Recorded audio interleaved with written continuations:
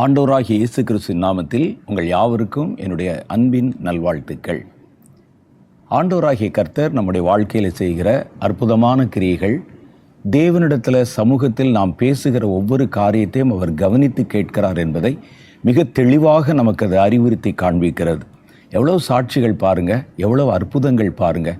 ஏதோ ஒரு இடத்துலேருந்து ஒரு இக்கட்டான சூழ்நிலையில் தேவனை நோக்கி நாம் அழைத்த அந்த சப்தத்தை கேட்டு கர்த்தர் நம்முடைய வாழ்க்கையில் பெரிய காரியங்களை செய்கிறார். பரலோகத்தில் இருக்கிற தேவன் பரலோகத்தில் அப்படியே இருந்து விடாமல் மனிதர்களுக்கு நடுவிலே வாசம் பண்ணுகிறவராகவும் மனிதர்களுடைய பிரச்சனைகளை கவனித்து கேட்கிறவராகவும் இருக்கிறார். இந்த நிகழ்ச்சி முழுவதும் நமக்கு கற்றுக் கொடுக்கிற காரியம் அதுதான். கர்த்தர் நம்ம பக்கத்தில் இருக்கிறார். எந்த நேரமும் நம்முடைய ஜெபத்தை அவர் கவனித்து கேட்கிறார். இன்னைக்கு ஒரு மிக முக்கியமான ஒரு காரியத்தை குறித்து நம்ம அறிந்து கொண்டு அந்த காரியத்திற்காக கர்த்தருடைய பாதத்தில் மன்றாடி ஜெபிக்க போகிறோம். சமீப காலமாக நீங்கள் பார்த்தீங்கன்னா இந்த உலக பதட்டம் அப்படின்னு ஒரு காரியம் நடக்கிறத பார்க்குறோம். ஏதாவது ஒரு இடத்துல நடக்கிற ஒரு காரியம் உலகம் முழுவதிலும் ஒரு பதட்டத்தை உண்டு பண்ணும். ஒரு கொரோனா காலம், இப்போ தான் ஒரு 2 வருஷம் நாம் இந்த கொரோனா காலத்தில் இருந்து அதை தாண்டி நம்ம கடந்து வந்திருக்கிறோம். இந்த கொரோனா காலத்தில் உண்டான அந்த பதட்டம் என்பது ஒரு உலகம் தழுவின ஒரு பதட்டம். இது மாதிரியான பதட்டங்கள் தான் கடைசி கால அடையாளம் என்று சொல்லப்படுகிறது. நான் இதை குறித்து ஏற்கனவே உங்களுக்கு சொல்லியிருக்கிறேன். கொள்ளை நோய்கள் வருவது உலகத்தில் வழக்கமான ஒன்று தான். ஆனால் இந்த கொரோனா என்ற இந்த கொள்ளை நோய் மாத்திரம் உலகம் தழுவின ஒரு கொள்ளை நோயாக, உலகத்தினுடைய ஒரு திசையிலிருந்து இன்னொரு திசை வரைக்கும் பரவின ஒரு கொள்ளை நோயாக அது காணப்பட்டது. அதே மாதிரி தான் உலக பதட்டம், உலகம் தழுவின பதட்டங்கள் இனி வருகிற காலத்தில் ஒன்றன் பின் ஒன்றாக சம்பவிக்கும் என்று நாம் பேசியிருக்கிறோம். குறிப்பாக இன்னைக்கு ஒரு உலக பதட்டமான ஒரு சூழ்நிலையில் நம்ம கடந்து வந்திருக்கிறோம். ஒருவேளை இந்தியாவினுடைய ஒரு இடத்துல ஒரு மூலையில் நம்ம இருக்கிறதுனால இந்த பிரச்சனையினுடைய தாக்கம் நம்மில் அநேகருக்கு தெரியாமல் இருக்கலாம். ஒரு கிராமப்புறத்தில் இருக்கலாம், ஒரு நகரப்புறத்தில், ஒரு ஒதுக்குப்புறமான புறத்தில், ஒரு அமைதியான சூழ்நிலையில் நம்ம இருக்கலாம். ஆனால் இந்தியா கூட ஒரு அச்சுறுத்தலுக்கு ஆளாகி இருக்கிறது. உலக தேசங்கள், பல தேசங்களில் இந்த பதட்டமான சூழ்நிலை இப்பொழுது நிலவி கொண்டிருக்கிறது.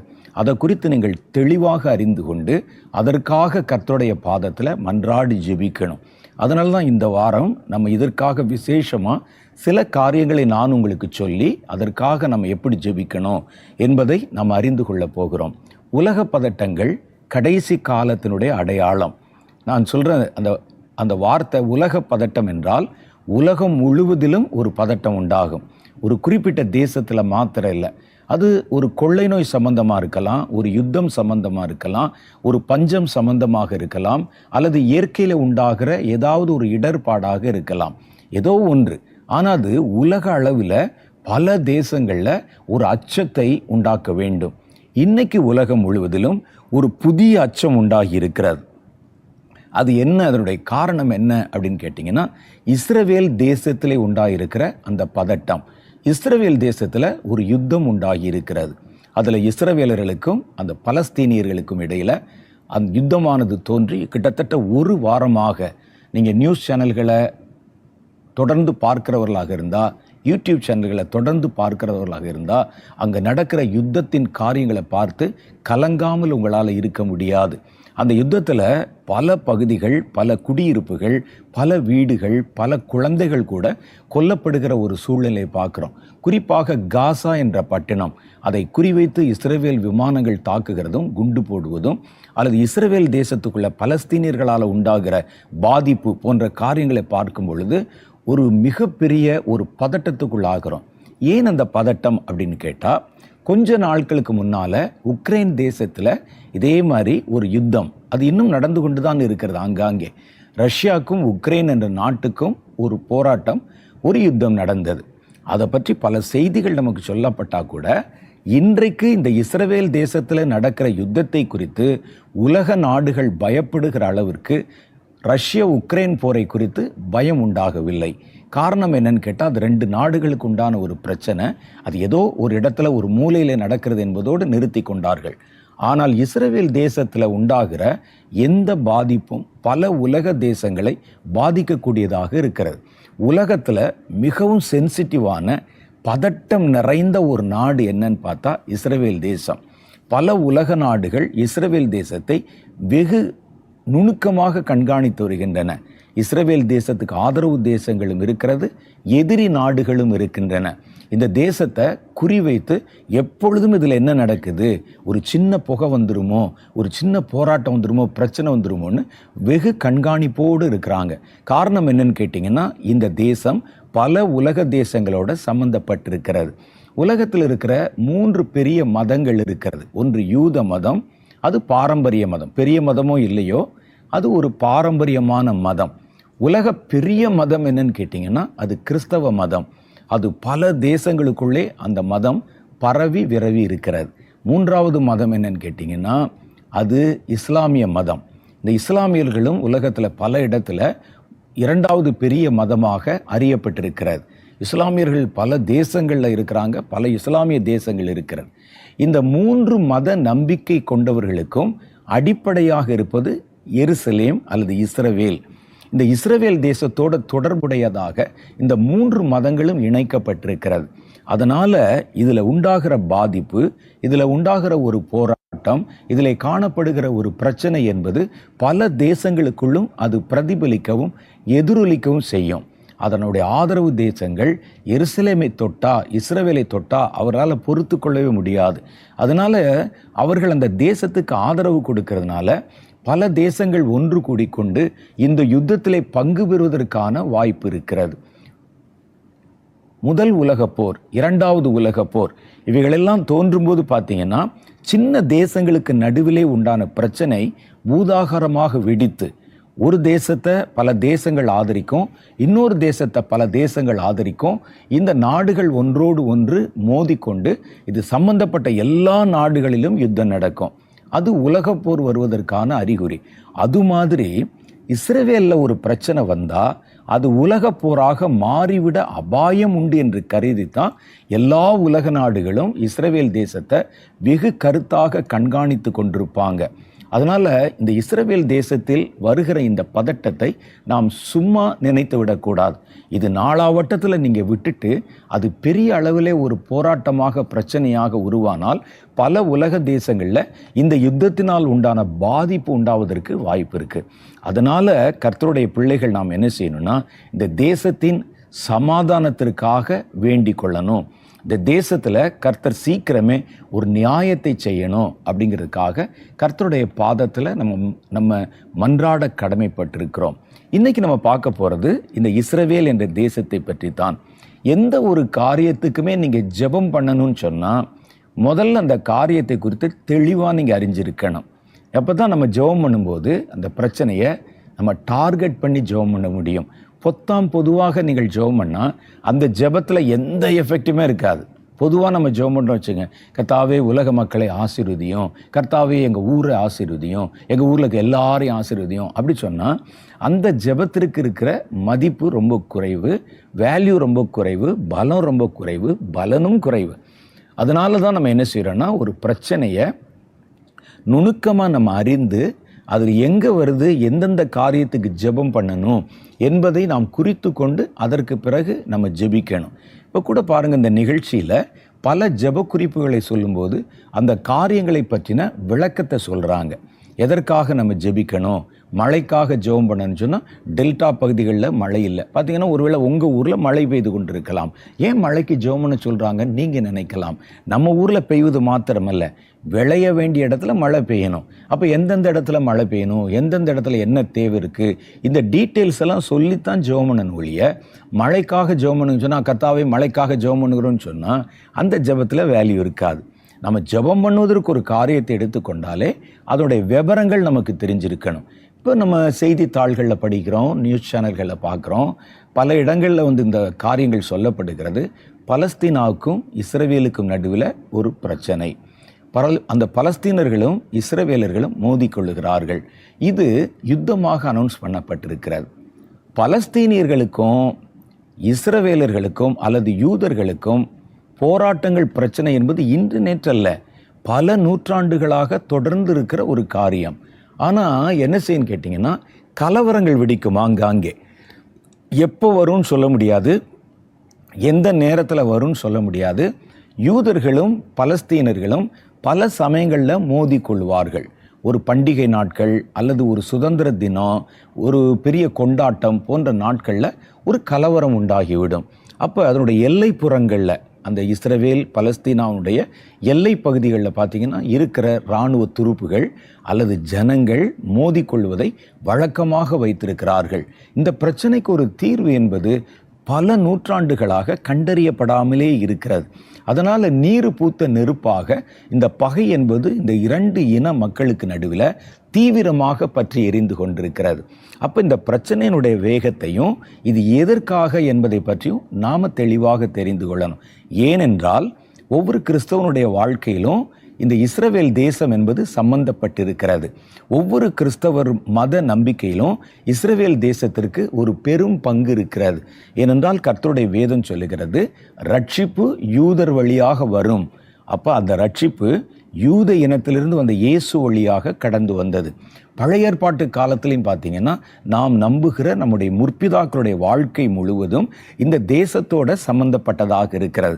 நீங்கள் வேத புஸ்தகத்தை ஒழுங்காக வாசிக்கிறவர்களாக இருந்தால் இஸ்ரவேல் தேசத்தை தவிர்த்து விட்டு இந்த வேதத்தை உங்களால் வாசிக்கவே முடியாது. அதில் இருக்கக்கூடிய கலாச்சாரம், சொல்லப்பட்டிருக்கிற காரியங்கள், சொல்லப்பட்ட சத்தியங்கள், சொல்லப்பட்டவருடைய வரலாறு, வாழ்க்கை எல்லாமே இஸ்ரவேலோட ஒட்டி இருக்கிறது. அதனால தான் கிறிஸ்தவர்களுக்கு மிக நெருக்கமான ஒரு தேசமாக இஸ்ரவேல் தேசம் கண்டறியப்பட்டிருக்கிறது. அது மாத்திரமல்ல, இஸ்லாமியர்களுக்கும் கூட இந்த தேசம் வெகு பக்கத்தில் இருக்கிற நெருக்கமான ஒரு தேசமாகத்தான் காட்டப்பட்டிருக்கிறது.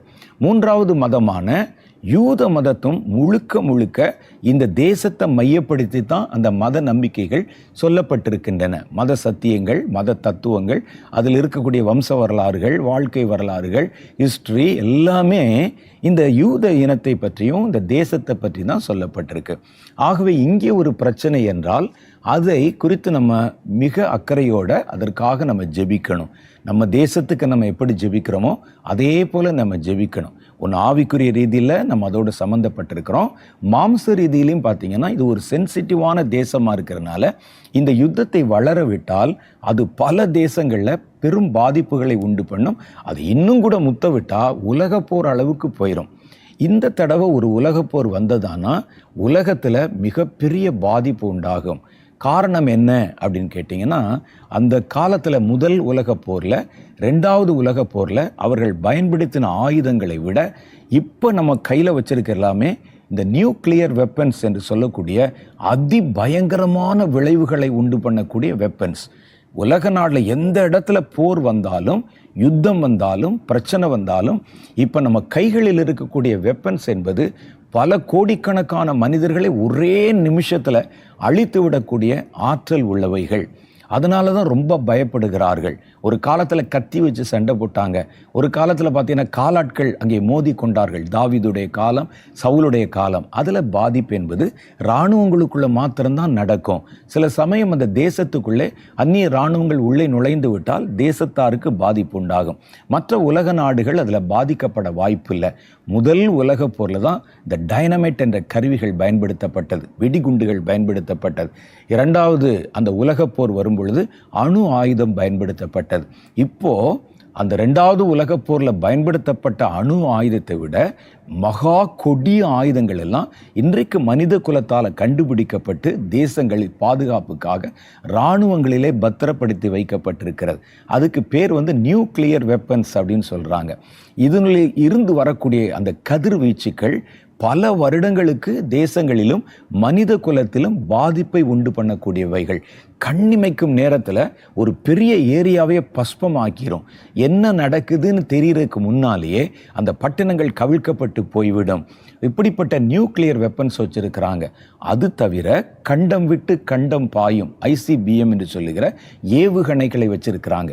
அந்த ஏவுகணைகளும் இப்போ சமீபத்தில் செறிவூட்டப்பட்டு எந்த இடத்துல குறி வைக்கிறாங்களோ கரெக்டாக அந்த பட்டணத்தில் அந்த வீட்டை போய் தாக்குற அளவுக்கெல்லாம் அதில் நுணுக்கங்கள் செய்திருக்கிறார்கள். அது தப்புவதற்கு வாய்ப்பே இல்லை. அந்த அளவுக்கான வெப்பன்ஸை நிறையா வச்சிருக்கிறாங்க. இதை தவிர கெமிக்கல் வெப்பன்ஸ் ஒன்று இருக்குது. இந்த வெப்பன்ஸில் புகை வராது, சத்தம் வராது, வெடிகுண்டு மாதிரி வெடிக்காது.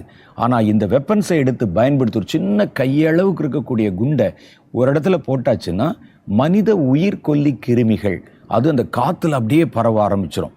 அப்போ புதிய புதிய கொள்ளை நோய்கள் உண்டாக ஆரம்பிக்கும்.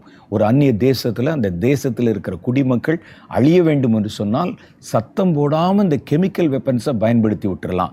தண்ணீர் விஷமாயிரும், காற்று விஷமாயிரும், வாழ்க்கை முழுவதும் நாசமாகிவிடும். கொரோனாவில் தான் பார்த்தோமே நம்ம எவ்வளோ பயங்கரங்கள் நடந்தது. அதை விட கடுமையான ஆயுதங்கள் இருக்கிறது. உலக அளவில் ஐநாவில் பல நாடுகள் சேர்ந்து அவர்கள் வைத்திருக்கிற சட்டத்தில் கெமிக்கல் வெப்பன்ஸ் யாரும் தயாரிக்கவும் கூடாது, எந்த நாடும் பயன்படுத்தவும் கூடாதுன்னு ஒரு சட்டம் போட்டாங்கன்னா அந்த கெமிக்கல் வெப்பன்ஸ் எவ்வளோ பயங்கரமானதாக இருக்குன்னு நீங்கள் கற்பனை செய்து கொள்ளணும். சில சமயத்தில் சரீரத்தில் கொப்புளங்கள் தோன்றும், வெடித்து செத்துருவாங்க. இந்த மாதிரி நிறைய காரியங்கள் இருக்கிறது. இன்னும் கண்ணுக்கு தெரியாத பல்வேறு விதமான ஆயுதங்களை வச்சுருக்கிறாங்க. தலைக்கு மேலே ஆயுதங்களை வச்சுருக்கிறாங்க. அவைகளெல்லாம் இயக்கப்படுவதற்கு அல்லது கடலுக்கு கீழே ஆயுதங்கள் வச்சுருக்கிறாங்க. இதெல்லாம் இயக்கப்படுவதற்கு ஒரு சின்ன விசை போதும். அதனால தான் உலக தேசங்களில் இது மாதிரி சென்சிட்டிவாக இருக்கிற நாடுகளில் எந்த போரும் வந்து விடக்கூடாதுன்னு வெகு கண்காணிப்பாக நம்ம நடந்து கொள்ளுகிறோம். அதுவும் இஸ்ரவேல் தேசம் என்பது நான் ஏற்கனவே சொன்ன மாதிரி உலக நாடுகள், பல நாடுகள் இருக்கிற ஜனங்களோட சம்பந்தப்பட்ட மத நம்பிக்கைகளை சம்பந்தப்பட்ட ஒரு தேசமாகவும் அது காணப்படுகிறது. அப்போ இதில் என்ன நடக்குது?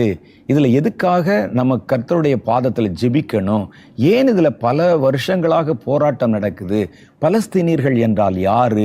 இஸ்ரவேலர்கள் என்றால் யாரு? இந்த யூதர்களுக்கும் பலஸ்தீனர்களுக்கும் என்ன போராட்டம்? இதை பற்றியெல்லாம் கர்த்தருடைய பிள்ளைகள் தெளிவாக தெரிஞ்சு வச்சிருக்கணும். ஏனென்றால் இனி வரக்கூடிய கர்த்தருடைய ராஜ்யம் கூட பூமியிலே வரும்பொழுது எருசலேமைத்தான் இயேசு கிறிஸ்து தன்னுடைய ஆட்சி பீடமாக தெரிந்து கொள்ளுவார். அது இஸ்ரேல் தேசத்தில் இருக்கு. அப்போ நம்முடைய மத நம்பிக்கைகள் வேதத்தோட நெருங்கின தொடர்புள்ள ஒரு தேசமாக அது இருக்கிறதுனால நம்ம வெகு கண்காணிப்பாக அதை குறித்து அறிந்து கொள்ள வேண்டியது அவசியம். நான் ஏற்கனவே சொன்ன மாதிரி அறிந்து கொள்ளப்படாத காரியங்களுக்கு நீங்கள் பண்ணுற ஜெபம் நிச்சயமாக நம்முடைய மனதின் ஆழத்திலிருந்து வருவதற்கு வாய்ப்பில்லை என்பதை நீங்கள் புரிந்து கொள்ளணும்.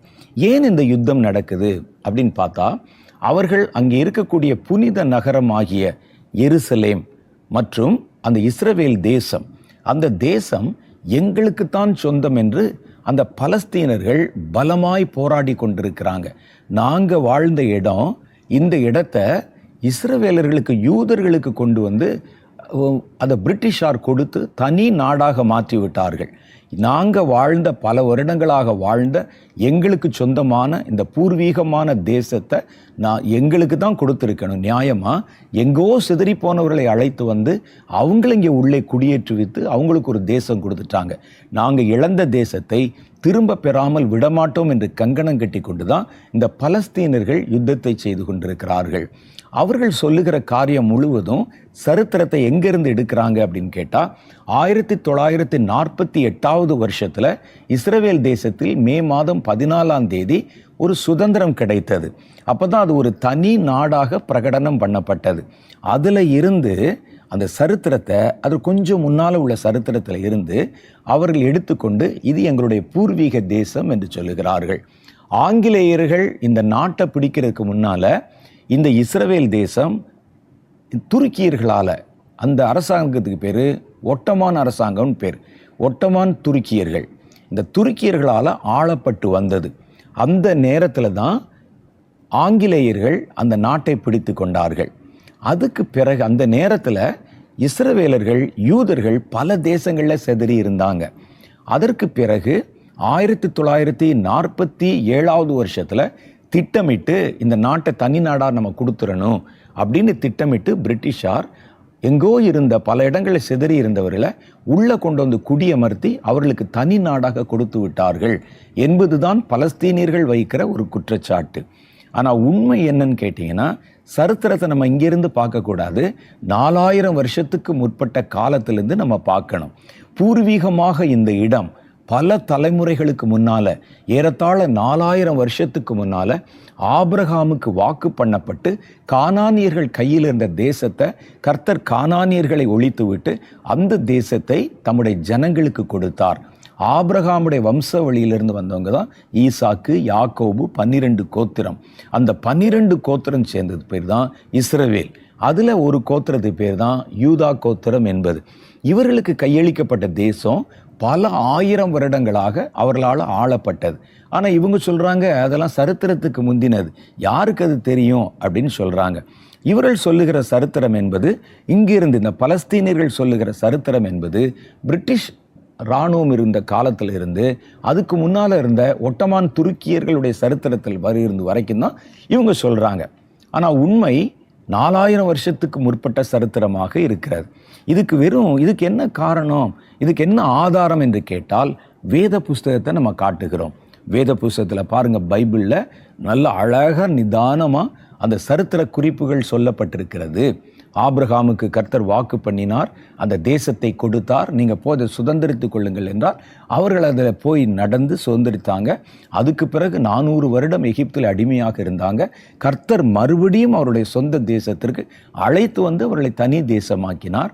அதில் அவருடைய ஆட்சி அமைத்தார்கள் அப்படின்னு சொல்கிறோம்.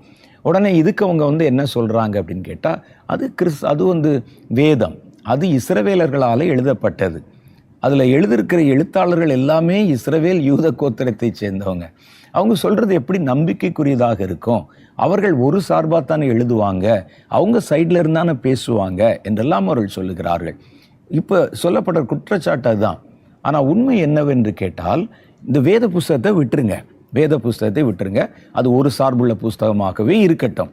அது இஸ்ரவேலர்கள் அது எழுதின புஸ்தகமாக இருக்கிறதுனால தங்களுக்கு சாதகமாக எழுதியிருப்பதாகவே இந்த இடம் எங்கள் இடம், இது எங்கள் பாட்டனார் இடம், தாத்தா இடம் எழுதினா கூட இருக்கட்டும். அதை நீங்கள் விட்டு விடுங்கள். வேறொரு காரியத்துக்குள்ளே போய் இந்த இஸ்ரவேல் தேசத்தில் நடந்த அகழ்வாராய்ச்சி குறிப்புகள், அது பல உலக நாடுகள் உள்ளே இஸ்ரவேல் தேசத்தை தோண்டி ஆராய்ஞ்சு பார்த்துருக்குறாங்க. அகழ்வாராய்ச்சினா தெரியுமில்ல, எக்ஸ்கேவேஷன்ஸ். ஒரு நாட்டினுடைய சரித்திரத்தை அதை மண்ணை தோண்டி அல்லது அங்கே இருக்கக்கூடிய கல் சுவர்கள் இவைகளை ஆராய்ந்து அதனுடைய சரித்திரத்தை கண்டுபிடிப்பாங்க. அது மாதிரி பொதுவான சரித்திர ஆராய்ச்சியாளர்கள், உலகத்தில் இருக்கிற பெரிய பெரிய மிக முக்கியமான பொதுவான ஆராய்ச்சியாளர்கள் கண்டுபிடித்து ஆபிரகாம் வாழ்ந்ததற்கு, ஈசாக்கு வாழ்ந்ததற்கு, யாக்கோபு வாழ்ந்ததற்கு, இஸ்ரவேலர்கள் வாழ்ந்ததற்கு வேதத்தில் சொல்லப்பட்டிருக்கிற எல்லா சம்பவத்திற்கும் ஆதாரங்களை கண்டுபிடிச்சிருக்கிறாங்க. அவர்கள் பயன்படுத்தின நாணயங்கள் இருக்கிறது, அவர்கள் பயன்படுத்தின கல் பாத்திரங்கள் இருக்கிறது, அவர்கள் பயன்படுத்தின ஆயுதங்கள் இருக்கிறது, அவர்கள் அணிந்திருந்த வஸ்திரங்கள் இருக்கிறது, அவருடைய கலாச்சாரத்தை காட்டுகிற பல பொருள்கள் இன்றைக்கும் இருக்கிறது. அவைகள் எல்லாம் அவர்கள் பயன்படுத்தின காசு நாணயம் இருக்கிறது. அதில் முத்திரை வெட்டாக அவருடைய குடும்பத்தின் பெயர்கள் பதிக்கப்பட்டது இருக்கிறது. அவர்கள் எழுதி வைத்த அந்த குறிப்புகள் அடங்கின பெரிய பெரிய கல் ஜாடிகள் கிடைத்திருக்கிறது. இதெல்லாம் நமக்கு என்ன காட்டுதுன்னா, இந்த வேதத்தையே நீங்கள் தள்ளிட்டா கூட பொதுவான சரித்திர ஆராய்ச்சியாளர்கள் ஆராய்ச்சி செய்து வேதத்தில் சொல்லப்பட்டிருக்கிற சம்பவங்கள், அதில் காட்டப்பட்டிருக்கிற பாத்திரங்கள் எல்லாரும் வாழ்ந்ததற்கான சரித்திரபூர்வமான ஆராய்ச்சி முடிவுகளை வெளியிட்டிருக்கிறாங்க. அதைத்தான் நம்ம வாசித்து பார்க்கும்போது ரொம்ப ஆச்சரியமாக இருக்கும். இது 300 காலத்தில் என்று எழுதப்பட்ட ஒரு புராணமும் அல்ல, இதிகாசமும் அல்ல. காலக்குறிப்போட எந்த ராஜா ஆட்சி பண்ண போது, அந்த சமகாலத்தில் அந்நிய தேசங்களில் பக்கத்து தேசத்தில் எந்த ராஜா ஆட்சி பண்ணி கொண்டிருந்தார் என்கிற சரித்திர பின்புலம் எல்லாம் தெளிவாக காட்டப்பட்டது தான் வேத புஸ்தகம். அதை வச்சு பார்க்க போகும்போது 4000 வருஷங்களாக யூதர்கள் அல்லது இஸ்ரவேலர்கள் இந்த தேசத்தில் வாழ்ந்திருப்பதற்கான பல ஆதார குறிப்புகள் கண்டுபிடிக்கப்பட்டிருக்கின்றன. ஆனால் இன்னைக்கு வாதாடுகிறவர்கள் என்ன சொல்கிறாங்கன்னு கேட்டால், இது பலஸ்தீனியர்களுடைய தேசம், பலஸ்தீனியர்கள் தான் இதில் இருந்தாங்க, இஸ்ரவேலர்களை பிரிட்டிஷ்காரர்கள் கொண்டு குடியமர்த்தி அவர்களை குடியேற்றுவித்து இதை இஸ்ரவேல் தேசம் என்று பிரகடனப்படுத்திட்டாங்க, ஆகவே தாங்கள் இழந்த தேசத்தை பெற்றுக்கொள்ள போராடுகிறார்கள் என்ற ஒரு கருத்து பரவலாக பரப்பப்பட்டு கொண்டிருக்கிறது. நீங்கள் அதை நம்பக்கூடாது. ஏன்னா வேதத்தில் அப்படி இல்லை, சரித்திரமும் அப்படி சொல்லவில்லை. இதை நம்ம தெளிவாக புரிந்து கொள்ளணும். இப்போ நம்ம தெரிய வேண்டிய காரியம் என்னென்னா, பலஸ்தீனியர்கள் நாங்கள் தான் பூர்வ குடிகள்னு சொல்கிறாங்க, இது எங்களுடைய தேசம்னு சொல்கிறாங்களே, யார் இந்த பலஸ்தீனியர்கள் அப்படின்னு ஒரு கேள்வி நமக்கு வரும். நம்ம வேதத்தில் படிக்கும்போது அதில் இந்த பெலிஸ்தியர்கள் என்ற ஒரு வார்த்தையை படிப்போம், பெலிஸ்திய இனம் என்ற ஒரு வார்த்தையை படிப்போம். பெலிஸ்தியர்களை பற்றி சட்டுன்னு உங்களுக்கு புரியும்படி சொல்லணும்னா யாரை சொல்லலாம்? தாவீது, கோலியாத். அந்த கோலியாத்து ஒரு பெலிஸ்திய இனத்துக்காக யுத்தம் செய்தவன். பெலிஸ்திய மன்னர்கள் அந்த காலத்தில் யுத்தத்தில் வல்லமை உள்ளவர்களாக இருந்தாங்க. அவர்கள் நல்ல ஆயுதங்களை ஆயுதங்களை உபயோகப்படுத்துகிற கலையை தெரிந்து நல்ல இராணுவத்தை அவர்கள் வைத்திருந்தார்கள். அந்த பெலிஸ்தர்கள் தான் இந்த பூர்வ குடிகளா அப்படின்னு பல பேர் நம்ம நினைச்சுக்கிட்டு இருக்கிறோம். ஆனால் உண்மை அது அல்ல. அந்த பெலிஸ்தர்கள் வேற, இந்த பலஸ்தீனியர்கள் என்பது வேற. அந்த பெலிஸ்தியர்கள் ஒரு குறிப்பிட்ட காலகட்டத்தில் முழுவதும் அந்த இனம் அழிக்கப்பட்டு போய்விட்டது. எரேமியா தீர்க்கதரிசியின் புஸ்தகம் 47வது அதிகாரம் 4வது வசனத்தில் கர்த்தர் அதற்கு முந்தின வசனத்தில் பார்த்தீங்கன்னா, நான் இப்படியே பெலிஸ்தருக்கு விரோதமாக வந்து அந்த இனத்தை அழிப்பேன், பெலிஸ்தியாவிலே மீதியானவர்களையும் நான் சங்கரிப்பேன் என்று கர்த்தர் சொல்லியிருக்கிறார். அந்த நிகழ்வு நடந்த போது பெலிஸ்தர்கள் என்று நம்ம நினைச்சிட்டு இருக்கிறோமே, அந்த பெலிஸ்து இனம் அழிக்கப்பட்டு போய்விட்டது, அழிந்து விட்டார்கள் என்று கர்த்தருடைய வேதத்தில் எரேமியா 47:4 தெளிவாக சொல்லப்பட்டிருக்கிறது.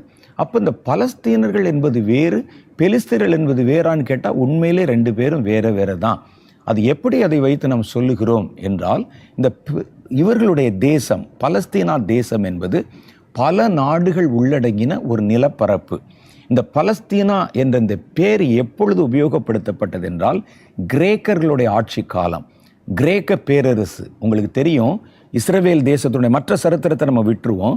இன்னொரு சந்தர்ப்பத்தில் அந்த 4000 வருஷ சரித்திரத்தை நம்ம தொடர்ந்து பார்ப்போம். நமக்கு நல்லா தெரியும், இஸ்ரவேல் தேசத்தில் நம்முடைய முற்பிதாக்கள் வாழ்ந்து வந்தார்கள். அதை இவர்கள் நம்புவதில்லை. இப்போ இருக்கிற தலைமுறையினர் நம்புவதில்லை. அவர்கள் வாழ்ந்த போது அவர்கள் ஒரு தேசமாக அங்கே அறியப்பட்டு கர்த்தர் கொடுத்த தேசத்தில் இருந்தாங்க. அப்படி இருந்தபோது அவர்கள் ரெண்டாக பிரிஞ்சாங்க. சாலமோன் மன்னருக்கு பிறகு அவர்கள் இரண்டாக பிரிந்தார்கள். தேசம், வடதேசம், தென் தேசம் என்று இரண்டாக பிரிந்தது. அந்த வட தேசத்துக்கு பேர் இஸ்ரவேல் அப்படின்னு பேர். அதில் மொத்தம் 12 கோத்திரம் இருப்பாங்கல்ல, அதில் 10 கோத்திரத்தார் இந்த இஸ்ரவேல் தேசத்தில் இருந்தாங்க. ஒரு 2 கோத்திரம், ஒரு யூத கோத்திரமும் அதனுடைய சகோதர கோத்திரமான பென்யமின் கோத்திரமும், இந்த 2 கோத்திரம் மாத்திரம் தனியாக அவர்கள் இந்த தென் தேசம் என்று அழைக்கப்பட்டாங்க. தென் தேசத்துக்கு தலைநகரமாக எருசலேம் இருந்தது. வட தேசத்துக்கு தலைநகரமாக சமாரியா இருந்தது. இதுலையும் ராஜாக்கள் இருப்பாங்க, அதுலேயும் ராஜாக்கள், இதுலையும் தீர்க்கதரிசிகள், அதுலேயும் தீர்க்கதரிசிகள். இந்த 2 நாட்டு சரித்திரமும் நாளாகம புஸ்தகத்திலையும் ராஜாக்கள் புஸ்தகத்திலையும் தெளிவாக நமக்கு கொடுக்கப்பட்டிருக்கிறது. நீங்கள் வேதம் படிக்கும்போது வடதிசை ராஜாக்கள், தென் திசை ராஜாக்கள் என்று தனித்தனியாக பிரித்து வச்சுக்கிட்டு நீங்கள் படிச்சிங்கன்னா தெளிவாக நான் சொல்லுகிற அந்த சரித்திர குறிப்புகளை உங்களால் அறிந்து கொள்ள, விளங்கி கொள்ள முடியும். பொதுவாக நீங்கள் ராஜா நீங்கள் படிச்சீங்கன்னா அவர் எந்த நாட்டு ராஜா என்ன செய்தார் என்பதை நம்மால் விளங்கி கொள்ள முடியாது. சரி, அது ஒரு பக்கம் இருக்கட்டும். இந்த 2 ராஜ்யங்கள் அது பிரிந்த போது இந்த இஸ்ரவேல் தேசத்தில் அந்நியர்களுடைய படையெடுப்பு சம்பவித்தது. ஒவ்வொரு முறை இஸ்ரவேலர்கள் கர்த்தரை விட்டு வழி விலகும் போதும், தேவனுடைய அவர்கள் கொடுத்த கட்டளைகளை விட்டு வழி மீறும் போதும், கர்த்தர் அவர்களுக்கு எதிராக எழும்புவதற்கு அநேக எதிரிகளை, சத்துருக்களை கர்த்தர் எழுப்பினார். கடைசியாக அந்த தேசங்கள் முடிவுக்கு வந்தது எப்போ அப்படின்னு கேட்டிங்கன்னா, இஸ்ரவேல் தேசம் அசீரியர்களால் பிடிக்கப்பட்டது. அசீரிய தேசம், அசீரியர்கள் அதில் கடந்து வந்து, அசீரியர்களை பற்றி நீங்கள் படிச்சிருப்பீங்க. இந்த யோனாவின் புஸ்தகத்தில் நம்ம நினிவே என்ற ஒரு பட்டணம் வாசிப்போம். அந்த நினிவே பட்டணம் தான் அசீரியாவுக்கு ஒரு தலைநகரமாக இருந்தது. அது மேலே யூப்ரட்டிஸ் டைக்ரிஸ் நதி ஓடுகிற ஈராக் இருக்கக்கூடிய பகுதி இருக்கு பாருங்க, அந்த இடத்துல இருக்கக்கூடிய ஒரு தேசம். அந்த தேசத்தின் மன்னர்கள் இஸ்ரவேல் தேசத்தில் படையெடுத்து வந்து, அந்த நாட்களில் இஸ்ரவேல் தேசத்தில் இருந்த மன்னர்கள் ரொம்பவும் பலவீனமானவர்களாக இருந்தாங்க. அந்த தேசத்தின் மேலே படையெடுத்து வந்து அவர்களை சிறைப்பிடித்து கொண்டு போய்விட்டார்கள். சிறைப்பிடித்து கொண்டு போனது வரைக்கும் தான் நமக்கு தெரியும். அவங்கள கொண்டு போய் என்ன செஞ்சாங்க, என்ன நடந்தது, அதில் மிச்சமான கொஞ்சம் பேர் தான் அங்கே திரும்பி வந்து சமாரியர்கள் என்ற பெயரில் அழைக்கப்பட்டாங்க.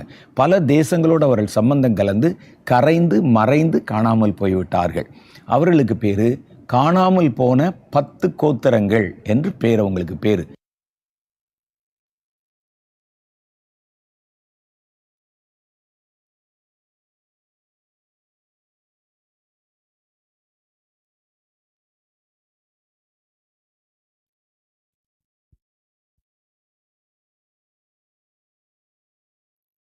ஏழாவது அதிகாரத்தில் உலர்ந்த எலும்புகள் உயிர் பெறுமா என்று கர்த்தர் கேட்கிறார்.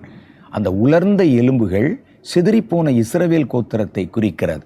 அப்பொழுது கர்த்தருடைய தேவ மனிதன் தீர்க்க தரிசனம் உரைக்க அந்த எலும்புகள் ஒன்றாக கூடிக்கொண்டு உயிர் பெற்று மறுபடியும் தங்களுடைய சொந்த இடத்துக்கு இது கடந்து வருவதாக அந்த அதிகாரத்திலே நமக்கு சுட்டி காட்டப்பட்டிருக்கிறது.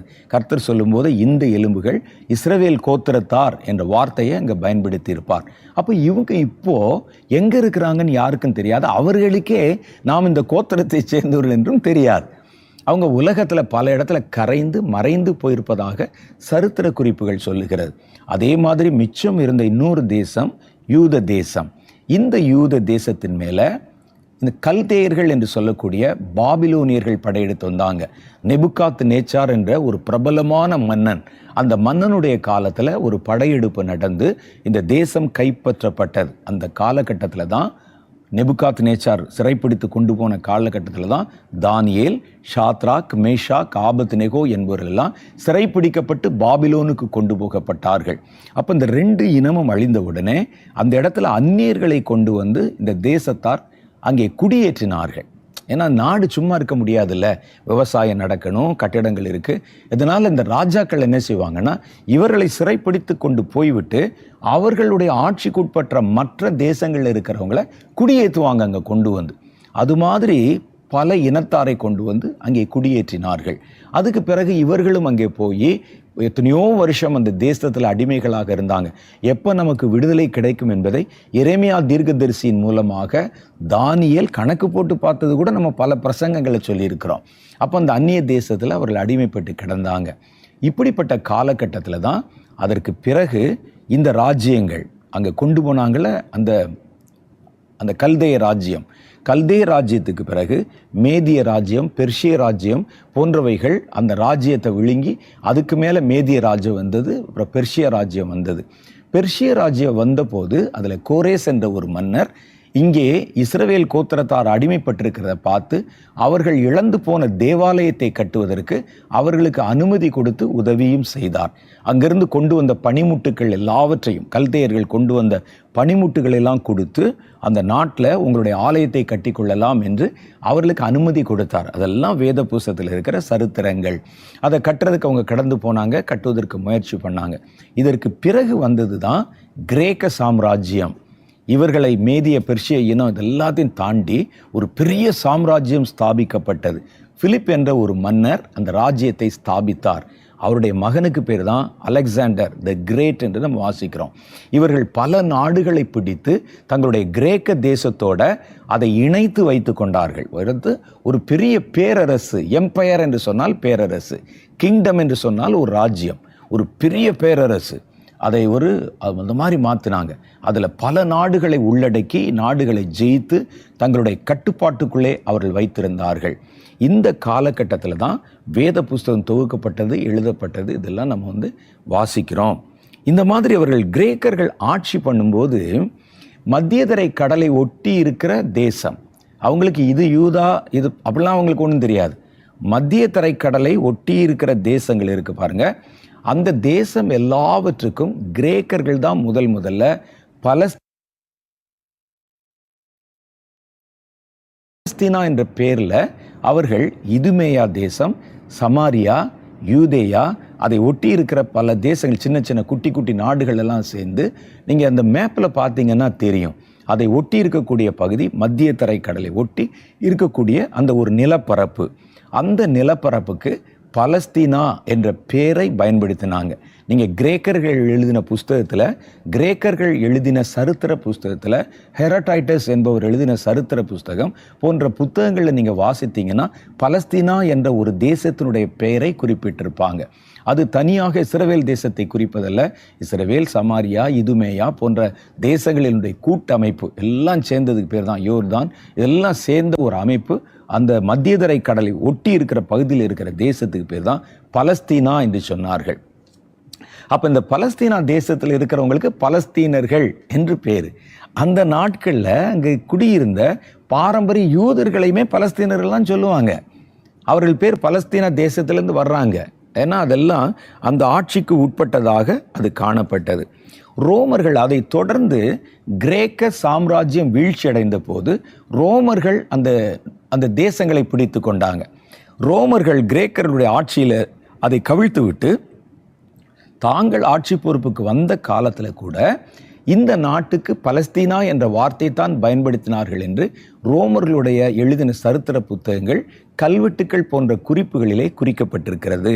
கிரேக்கர்கள் சொன்ன அதே பேரை தான் இவங்க வந்து பயன்படுத்தினாங்க. அப்போ தனியாக இது இஸ்ரவேல், இது பலஸ்தீனா அப்படிலாம் இல்லை. அதெல்லாம் உள்ளடக்கின அந்த பகுதிக்கு பேர் பலஸ்தீனா என்று அது சொல்லப்பட்டது. அப்போ இயேசு பிறந்த காலத்தில், இயேசு இந்த பலஸ்தீனா தேசத்தில் தான் பிறந்தார். பலஸ்தீனா என்று அந்த எல்லைக்குட்பட்ட தேசத்தில் தான் யூதேயா இருந்தது, சமாரியா இருந்தது, இதுமேயா போன்ற தேசங்கள் அங்கே இருந்தது. அப்போ இதில் இவர் இயேசு பிறந்த காலத்தில் இந்த பகுதியில், இந்த பலஸ்தீனா பகுதியில் யார் யார் இருந்தாங்க அப்படின்னு கேட்டால், ரோமர்கள் அங்கே குடியிருந்தார்கள். ரோமர்கள். அதுக்கு பிறகு யூதேயர்கள் அங்கே குடியிருந்தார்கள். அந்த யூதர்கள் குடியிருந்தாங்க. இவர்கள் தான், இந்த ரோமர்கள் தான் யூதேயாவையும் ஆட்சி பண்ணி கொண்டிருந்தாங்க. அப்போ 2 இனம்தான் அதில் வந்து பிரதானமாக இருந்தது. ரோமர்கள், ரோம குடியிருப்புகள், ரோம ராஜாக்கள், ரோமருடைய படைகள், ரோம இராணுவங்கள். இது தவிர இந்த பலஸ்தீனா பகுதியில் யூதர்கள் குடியிருந்தாங்க. நிறைய யூதர்களுடைய குடியிருப்புகள், மறுபடியும் திரும்பி வந்த யூதர்கள், இவங்களுடைய காலத்தில் சிதறிப்போன யூதர்களை மறுபடியும் கொண்டு வந்து இங்கே குடியமர்த்தி அவங்களும் குடியிருந்தாங்க. முதல் நூற்றாண்டு வரும்போது தான் கிறிஸ்தவ மதம் தோன்றுகிறது. அதெல்லாம் உங்களுக்கு தெரியும். அப்போஸ்தலர் 2வது அதிகாரத்தில் எழுதப்பட்டிருக்கிறது. அப்போ சபைகள் பிறந்த போது 3வது ஒரு இனமாக கிறிஸ்தவர்களும் அங்கே இருந்தார்கள். அப்போ நிறைய கிறிஸ்தவர்கள் அங்கே தோன்ற ஆரம்பித்தாங்க. கிறிஸ்தவ சபைகள் பெருகி வழிய ஆரம்பித்தது. ஒரு பெருந்தொகை ஜனக்கூட்டம் கிறிஸ்தவர்கள் என்று அறியப்பட்டார்கள். அப்போ இப்போ அந்த பலஸ்தீனாக்குட்பட்ட பகுதியில் யார் யார் இருக்கிறாங்கன்னு கேட்டால், ரோமர்களும் அதற்கு பிறகு யூதர்களும் கிறிஸ்தவர்களும் இருக்கிறாங்க. இவர்கள் எல்லாம் அங்கே ஆட்சி பொறுப்பில், அவர்கள் எல்லாம் அங்கே குடிமக்களாக, அந்த தேசத்தாராக மொத்தமாக பலஸ்தீனர்கள் என்று அறியப்பட்டவர்களாக இருந்தாங்க. ஆக முதல் நூற்றாண்டில் மிக முக்கியமான இனங்களாக ரோமர்கள், யூதர்கள், கிறிஸ்தவர்கள் இவங்க தான் அங்கே இருந்தாங்க. இப்போ நீங்கள் பார்த்தீங்கன்னா அங்கே இஸ்லாமியர்கள் நிறையா இருக்கிறாங்க. ஆனால் இஸ்லாமியர்கள் அப்போ இல்லை. காரணம் என்னன்னு கேட்டால், இயேசு கிறிஸ்துவுக்கு பிறகு ஏறத்தாழ 650 ஆண்டுகளுக்கு பிறகுதான் முகமது நபி தோன்றி தன்னுடைய போதனைகளை வழிமொழிந்தார். அதனால் அதுக்கு முன்னால் வந்து இந்த 3 இனம்தான் அங்கே இருந்தது. அதுக்குள்ளே இருந்தது ரோமர்கள் இருந்தாங்க, யூதர்கள் இருந்தாங்க, 3வது இனமாக கிறிஸ்தவர்கள் அங்கே இருந்தாங்க. அப்போ கிபி 70 வரைக்கும் யூதர்களும் ரோமர்களும் இணக்கமாக இருந்தார்கள். அதில் வந்து 2 இனம் இருக்குல்ல, மொத்தம் 3 இனம் இருக்குது. அதில் ரோம இனமும் அந்த யூதர்கள் ஆளுமைக்குட்பட்டவர்கள், ரோமர்கள் ஆட்சியாளர்கள். 2 பேருக்கும் ரொம்ப பிரச்சனை, உரசல் இதெல்லாம் ஒன்றும் இல்லை. 2 பேரும் கொஞ்சம் இணக்கமாகவே நடந்து கொண்டார்கள். எப்படி இணக்கமாக நடந்து கொண்டார்கள்? வேதத்தில் நீங்கள் பாருங்கள், இயேசுவை சிலுவையில் அறைய ஒப்பு கொடுக்கும்போது அங்கே கொண்டு போய் இங்கேருந்து ஏரோதுட்டு அனுப்புறதும், ஏரோது ரோமராயனுக்கு சொல்லுவதும், ரோமராயன் இங்கிருந்து அனுமதி கொடுப்பதும், அவர்களை விசாரிப்பதும், அவங்க எல்லாம் வந்து ஒன்றுக்குள்ள ஒன்று ஐக்கியமாக இருப்பதும், இதெல்லாம் நம்ம பார்க்குறோம். அவர்களோடு கூட இணக்கமாகவே வாழ்க்கை போய் கொண்டிருந்தது. ஆனால் கிபி 70வது வருஷம் வரும் பொழுது, கிபி 70வது வருஷத்தில் யூதர்கள் நடுவில் ஒரு புரட்சியாளர் அமைப்பு ஒன்று தோன்றியது.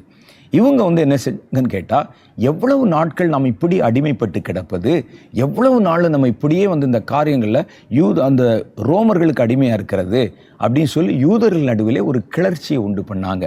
இவர்கள் அடிக்கடி என்ன செஞ்சாங்கன்னா, எருசலேம் போன்ற பெரிய நகரங்கள், ரோமர்களுடைய பெரிய பெரிய பட்டணங்கள் இருக்குது, அந்த பட்டணங்களுக்குள்ளெல்லாம் போய் தீ வைப்பது, கலகங்களை உண்டு பண்ணுவது, கலவரங்களை உண்டு பண்ணுவது போன்ற காரியங்களை செஞ்சாங்க. இது ரோமர்களுக்கு எரிச்சலை உண்டு பண்ணினது. ஒரு பெரிய பெரிய சங்கங்களை கூட்டி, அந்த யூதர்களுக்கு இருக்கிற சங்கங்களை கூட்டி அவங்ககிட்ட புகார் பண்ணாங்க. உங்கள் யூதர்கள் ஏன் இப்படி செய்கிறார்கள் என்று. அவர்கள் கண்டுகொள்ள முடியவில்லை, கட்டுப்படுத்த முடியவில்லை. அதனால் கோபம் அடைந்தார்கள். கிபி 70 அந்த தீத்துராயன் என்பவனுடைய தலைமையில் இருந்த அந்த அரசாங்கத்தின் அந்த நேரத்தில் அவர்கள் வெகு கோபம் அடைந்து யூதர்களை அந்த தேசத்தை விட்டே துரத்திடணும் என்று தன்னுடைய படைகளை அனுப்பினான். அந்த படைகள் உள்ளே கடந்து வந்து இவர்களுடைய நம்பிக்கையான அந்த எருசலேம் தேவாலயம், அந்த தேவாலயத்துக்கு தீ வச்சாங்க. அந்த தேவாலயத்துக்கு தீ வச்சு தேவாலயம் முழுவதும் அழிந்து போகிற அளவுக்கு கல்லுகளெல்லாம் பேர்த்தெடுத்து அந்த தேவாலயத்தை சிதிலமாக்கி அங்கிருக்கிற யூதர்களை எல்லாம் துரத்த ஆரம்பித்தாங்க. அந்த துரத்த ஆரம்பித்த போது அந்த யூதர்கள் பல இடங்களிலே சிதறி போனாங்க. இந்த ரெண்டு இனமும், யூத இனமும் ரோமர்களும் ரொம்ப இணக்கமாக இருந்த காலகட்டத்தில், கிபி 70 வரைக்கும் இணக்கமாக இருந்த காலகட்டத்தில் கிறிஸ்தவர்களான மூன்றாவது இனத்தை ரெண்டு பேருமே துன்புறுத்தினாங்க. ரோம ராஜாக்கள் ஒரு பக்கம், உங்களுக்கு தெரியும் பல ராஜாக்கள், அதில் நீரோ மன்னன்லாம் பார்த்தீங்கன்னா உயிரோட ஜனங்களை, கிறிஸ்தவர்களை தீ வைத்து கொளுத்துவது, விலங்குகள் அடைக்கப்பட்ட இடத்துல தூக்கி எறிவது, அவர்களை இரத்த சாட்சியாய் மறிக்க பண்ணுவது, குடும்பத்தை அழிக்கிறது போன்ற காரியங்கள். யூதர்களும் சளைத்தவர்கள் அல்ல. பவுல் கூட பாருங்களேன், ரோம ராஜாவிடத்தில் கடிதம் வாங்கி கொண்டு கிறிஸ்தவர்களை துன்புறுத்த புறப்பட்டார். இவர் மனம் மாறிட்டார். இது மாதிரி எத்தனை பேர் புறப்பட்டாங்களோ, என்னென்ன பண்ணாங்களோ. அப்போ ரோமர்கள், யூதர்கள், இவர்கள் கிறிஸ்தவர்களை ஜென்ம பகையா பகைச்சு இந்த மூன்றாவது இனமே இருக்கக்கூடாதுன்னு அழிச்சாங்க. இப்படிப்பட்ட காலகட்டத்தில் 70வது கிபி 70ல் ரோமர்கள் யூதர்களுக்கு எதிராக திரும்ப ஆரம்பித்து விட்டார்கள். இதனால ரோமர்கள் யூதர்கள் நடுவிலே ஒரு பகை உண்டாயிற்று. இந்த காலத்தில் தான் 2வது தேவாலயம் இடிக்கப்பட்டது. தீத்துராயன் காலத்தில் அவைகள் இடிக்கப்பட்ட போது வெகு தீவிரமாக யூதர்களை துரத்த ஆரம்பித்தார்கள். யூதர்கள் சிதறி ஓடி போனார்கள். அந்த காலத்தில் எழுதப்பட்ட சரித்திர குறிப்புகளில் சொல்லுகிறது, மனநிலை பாதிக்கப்பட்டவர்களும் வயதானவர்களும் அல்லது எதற்கும் செயல்பட முடியாதவர்களும் ரொம்ப வயசான பெரியவர்கள் தவிர வேறு எந்த யூதனும் அந்த நாட்டில் இல்லை, எல்லாரும் சிதறி ஓடி போய் விட்டார்கள் என்பதாக அங்கே சரித்திர குறிப்புகளில் சொல்லி எழுதப்பட்டிருக்கிறது. இந்த பகை உணர்வு கிபி 350 வரைக்கும், 70ல் ஆரம்பித்து 350 வரைக்கும் அது நீடித்தது. 280 வருடங்களுக்கு மேலே அது நீடித்தது. யூதர்களை அவர்கள் துரத்தவும் துன்புறுத்தவும் செய்தார்கள். யூதர்கள் சிதறி ஓடி போனாங்க. சில யூதர்கள் மாத்திரம்தான் அங்கே இருந்தாங்க. கிபி 350ல் இந்த ரோம சாம்ராஜ்யம் கொஞ்சம் கொஞ்சமாக பலவீனமாக ஆரம்பித்தது. ஏன்னா அதுக்கு பின் வந்த மன்னர்கள் அவ்வளவு நிர்வாக திறமை இல்லாதவர்கள், வெறும் வீண் கேளிக்கையிலும் ஆடம்பரத்திலும் என்டர்டெயின்மெண்ட்லையும் தான் தன்னுடைய நேரத்தை செலவழிப்பான். அப்படிப்பட்ட காலகட்டத்தில் என்ன நடந்ததுன்னு கேட்டால், அந்த ராஜ்யம் கொஞ்சமாக சுருங்க ஆரம்பித்த போது பக்கத்தில் இருக்கிற தேசங்கள், பல நாடுகள் ஒன்று கூடிக்கொண்டு எப்படியாவது இந்த ரோம சாம்ராஜ்யத்தை விழவச்சிடணும் என்று கங்கணம் கட்டி கொண்டு பல தேசத்து இராணுவங்கள் ஒன்று கூடி கொண்டார்கள். அப்பொழுது மன்னராய் இருந்தவருக்கு பேரு கான்ஸ்டன்டைன் என்பது. அவரும் அவருடைய தாயாரும் பயந்துகிட்டு இருக்கிறாங்க. நம்ம எப்படி இதை சமாளிக்க போகிறோம்? நம்மகிட்ட இருக்கிற இராணுவம் எதற்கும் லாயக்கில்லாதது, இராணுவத்துடைய எண்ணிக்கை ரொம்ப குறைவானது, பல வருடங்களாக நம்ம யுத்தமே பார்க்காம நம்ம போய்விட்டோம், அதனால் எப்படி இவ்வளோ பெரிய படையை சமாளிப்பது என்று அவர்கள் கலங்கி கொண்டிருந்த போது, யுத்தத்துக்கு முதல் நாள் இரவிலே இவர் ஒரு தரிசனம் கண்டதாக சொல்லுகிறார்கள். அவர் அரண்மனையின் மேல் உப்பருகையிலே, எல்லாம் சரித்திரத்தில் போடப்பட, உண்மையானு தெரியல, அவர்கிட்ட கேட்டதான் தெரியும். அதில் என்ன போட்டிருக்கு, அரண்மனை உப்பருகையிலே உலாவி கொண்டு அப்படி பயத்தில் பார்த்துட்டு இருந்த போது வானத்தில் ஒரு சிலுவை அடையாளம் காட்டப்பட்டதாம். அந்த சிலுவையை பார்த்தோன்னே இவர் நினைச்சாரு, இது கிறிஸ்தவர்கள் பயன்படுத்துகிற சிலுவை அல்லவா? யாரை துன்புறுத்தினோமோ, யாரை ரொம்ப அந்நியர்கள் போல ரொம்ப இழிவான ஜனங்களாக நடத்தினோமோ அவங்களுடைய மத சின்னம் அல்லவா என்பதை அவர் பார்த்துட்டு உடனே தன் தாயாரிடத்தில் போய் கலந்து ஆலோசித்து அவர்கள் சிலுவையை அடையாளமாக வைத்துக்கொண்டு, கொடியிலே சிலுவையை அவர்கள் வரைந்து வைத்துக்கொண்டு, அந்த சிலுவை கொடி எடுத்துக்கொண்டு அவர்கள் யுத்தத்துக்கு புறப்பட்டார்கள். அவர்களே எதிர்பாராத வண்ணம் அவ்வளோ இராணுவங்களையும் அவர்கள் சுலபமாக ஜெயித்து விட்டார்கள்.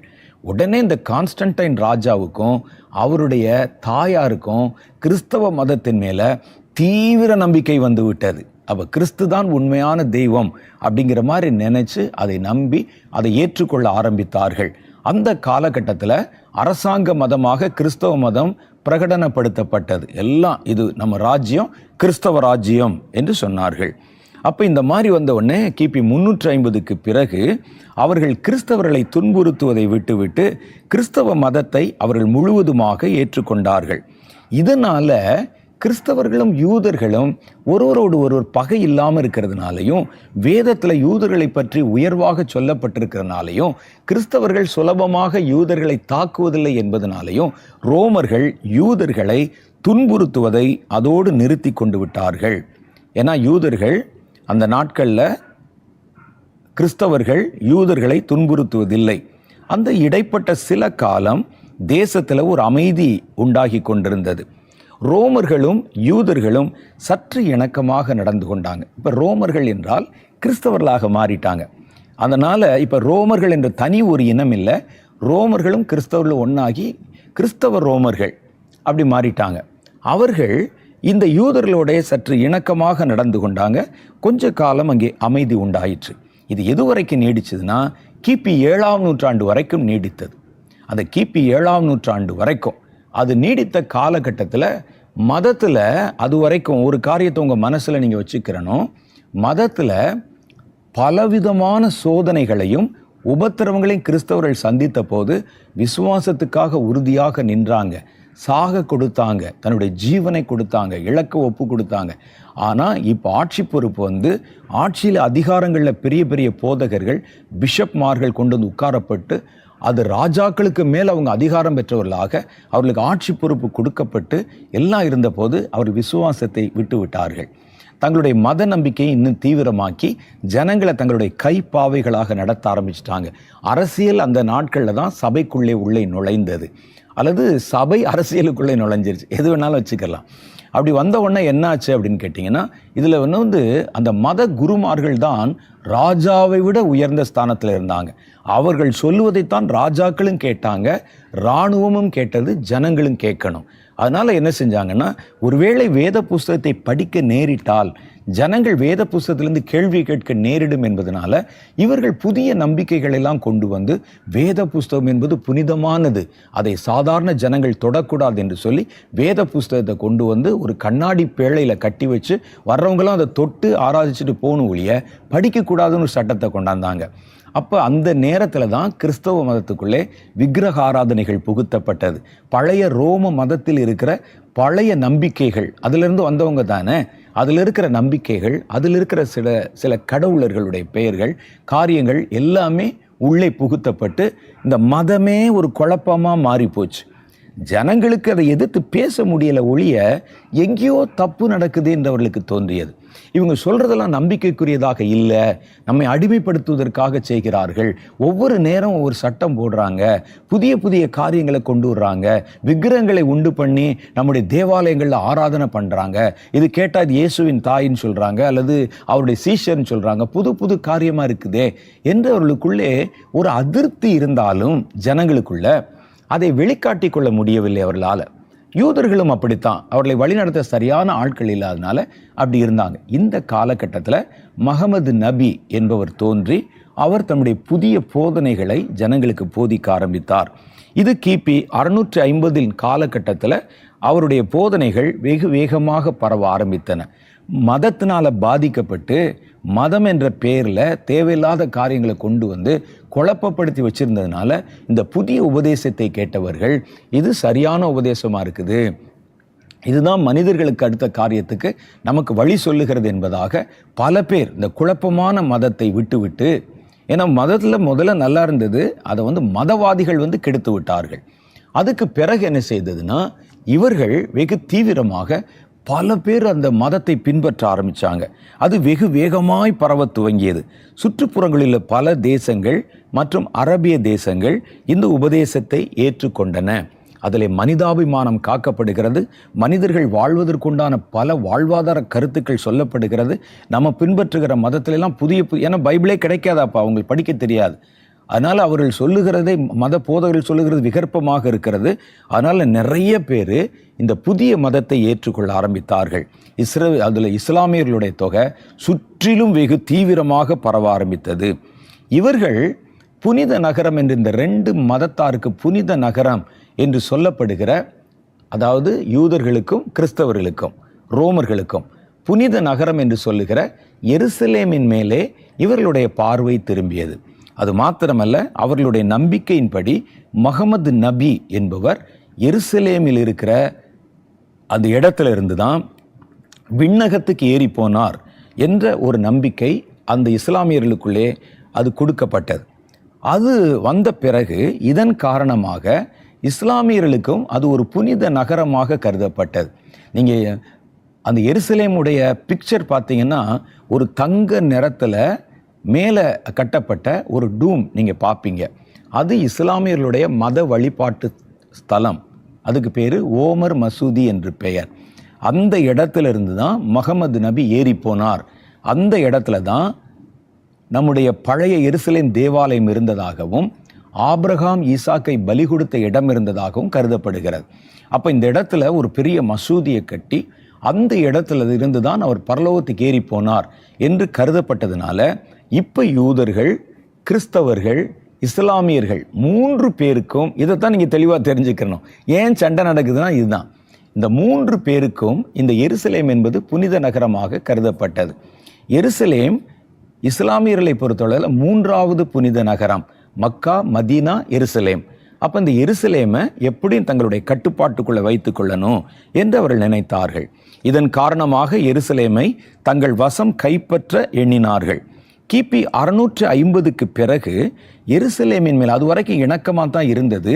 இந்த 3வது மத பிரிவினை உள்ளே வந்தவுடனே ஜனங்களுக்கு இவங்களெல்லாம் தள்ளிட்டு, இந்த கிறிஸ்தவர்களை தள்ளிவிட்டு, யூதர்களை தள்ளிவிட்டு, அதை நாம் நம்பிக்கொண்டிருக்கிற இந்த புதிய மதத்துக்கு இந்த எருசலேமை தலைநகரமாக்க வேண்டும், அதை கைப்பற்ற வேண்டும் என்று எண்ணினார்கள்.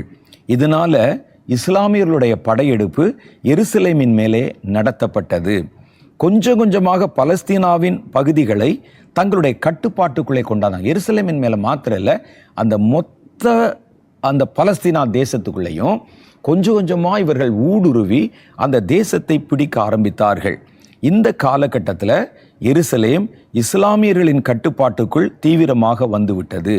ரோமர்கள், சீரியர்கள், கிறிஸ்தவர்கள், யூதர்கள் வாழ்ந்த இந்த பகுதிக்கு பேர் தான் அக்காலத்திலே பலஸ்தீனா என்று குறிக்கப்பட்டது. கிபி 635வது வருஷத்தில் பலஸ்தீனாவை இந்த பைசாண்டிய அரசாங்கம் ஆட்சி செய்து கொண்டிருந்தது. பைசாண்டிய அரசாங்கம்னா என்னென்னா, கிறிஸ்தவ மதத்தை ஏற்றுக்கொண்ட ரோமர்கள், அவங்களுக்கு பேர் பைசாண்டியர்கள் என்று பெயர். மற்ற இனத்தில் பல இடத்துல இருந்து பல இனத்தை சேர்ந்தவர்கள் கிறிஸ்தவ மதத்தை ஏற்றுக்கொண்டவர்களை கிறிஸ்தவர்கள் என்று சொல்லுகிறோம். அது குறிப்பிட்ட இனமும் அல்ல, குறிப்பிட்ட ஜாதியும் அல்ல. பல தேசத்தார் அதை ஏற்றுக்கொண்டவங்களுக்கு பேர் கிறிஸ்தவர்கள் என்ற ஒரு புதிய இனமாக அவர்கள் கருதப்பட்டாங்க. ஆனால் கிறிஸ்தவ மதத்தை ஏற்றுக்கொண்ட ரோமர்கள் மாத்திரம் அது பைசாண்டியர்கள் என்று கருதப்பட்டாங்க. இந்த பைசாண்டிய அரசாங்கம் என்பது ரோம அரசாங்கமும் 2 பிளக்கப்பட்டு 2 பிரிவினைகளுக்குள்ளானது. மேற்கு தேசம் என்றும் கிழக்கு தேசம் என்றும். இந்த கிழக்கு தேசத்தை தான் பைசாண்டிய அரசாங்கம் என்று சொல்கிறாங்க. மேற்கு தேசம் கொஞ்சம் கொஞ்சமாக பலவீனம் அடைந்தது, கிழக்கு அரசாங்கம் கொஞ்சம் பலமாக இருந்தது. இந்த கிழக்கு அரசாங்கத்துக்கு பேர் தான் பைசாண்டிய அரசாங்கம் என்று சொல்லப்பட்டிருக்கிறது. இந்த அரசாங்கத்தை கிபி 637வது வருஷத்தில் 2 தளபதிகள், அரபிய தளபதிகள், அங்கே மதீனாவிலிருந்து அனுப்பப்பட்டவர்கள். ஒருவருக்கு பேர் இந்த காலித் என்பது, இன்னொருவருக்கு பேர் அமர் இப்னு என்பது. இந்த 2 பேரும் அங்கிருந்து அனுப்பப்பட்டு இஸ்லாமிய படைகளை வழிநடத்தி கொண்டு வந்து பைசாண்டிய அரசாங்கத்தின் மேலே படையெடுத்து வந்தார்கள். இந்த படையெடுப்புக்கு யர்முக் படையெடுப்பு என்று பெயர். இதில் பைசாண்டிய அரசாங்கம் கொஞ்சம் கொஞ்சமாக தோற்கடிக்கப்பட்டது. உடனே அவங்க சட்டுன்னு பிடிச்சிடல, கொஞ்சம் கொஞ்சமாக ஒவ்வொரு பகுதியாக பிடிக்கப்பட்டு பைசாண்டிய அரசாங்கத்தினுடைய சுற்றுப்பகுதிகள் எல்லாம் கைப்பற்றினார்கள். அந்த சுற்றி இருக்கக்கூடிய எல்லா இடத்தையும் கைப்பற்றிட்டு கடைசியாக எருசலேமுக்குள் நுழைய வந்தார்கள். இந்த 2 தளபதிகளுக்கும் ஒரு தலைவர் இருக்கிறார். அவர் பேர் தான் ஓமர் என்பது. இந்த ஓமர் ஒரு நல்ல ஒரு மனிதர் என்று சரித்திரத்தில் பெயர் பெற்ற ஒருவர்.